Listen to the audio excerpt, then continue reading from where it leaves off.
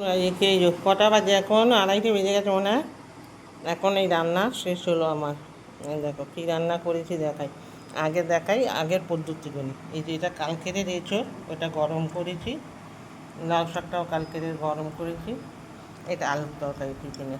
আর আজকে রান্না হয়েছে তোমাদের দাদার জন্য শোল মাছ ঝোল, আর আমাদের হচ্ছে কাতলা মাছ দিয়ে দই দিয়ে।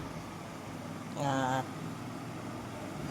এখানে হচ্ছে একটু চিকেন ছিল, দেশি চিকেনের ঝোল, সেটাকে গরম করেছি।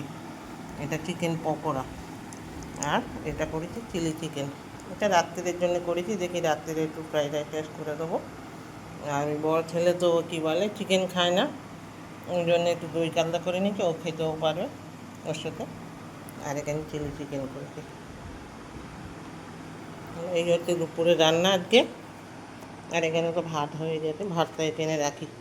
হাওয়া না ওখানে, মানে হাওয়াতে ভাত ঠান্ডা হয়ে যায়, আমাদের আবার ঠান্ডা ভাত কেউ খায় না।